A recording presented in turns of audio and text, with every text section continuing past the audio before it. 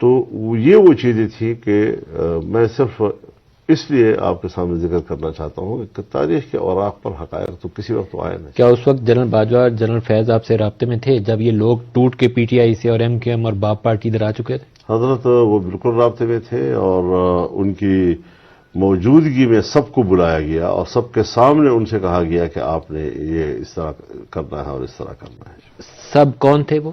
سب پارٹیاں، نون لیگ اور پیپلز سب پارٹی. پارٹیاں. اور یہ کا نام مت لیں آپ. اور ان کو کس نے کہا کہ یہ کرنا ہے؟ سب پارٹیاں. کس نے کہا یہ کرنا؟ باجوہ صاحب اور فیض حمید صاحب دونوں تھے. کیا کہا انہوں نے؟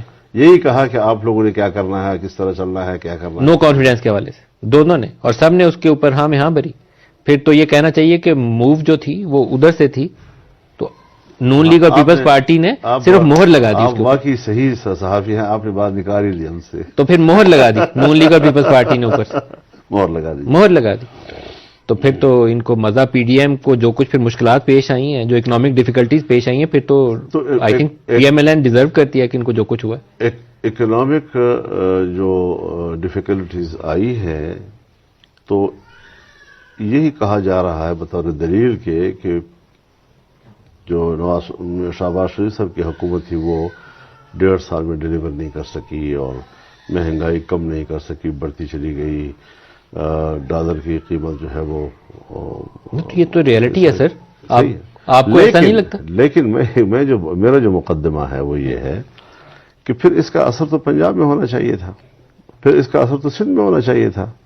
اس سے کے پی کے اندر ہمارے اوپر کیوں بم چھوڑا گیا اور ہمیں اس کا نشانہ کیوں بنایا گیا؟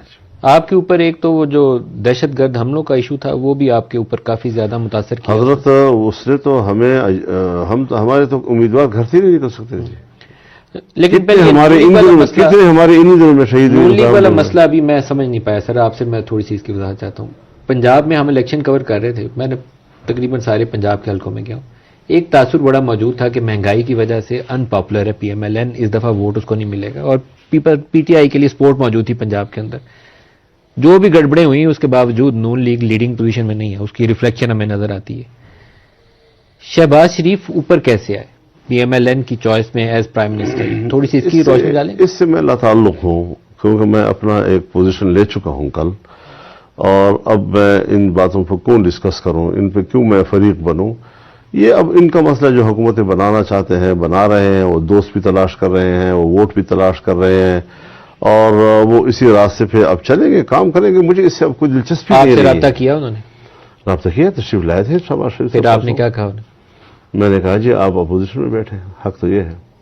پھر انہوں نے جواب کیا دیا؟ چلے گئے بغیر جواب دیے. جی. نواز شریف صاحب نے آپ کو کال نہیں کیا؟ نہیں، ہم کا کال نہیں.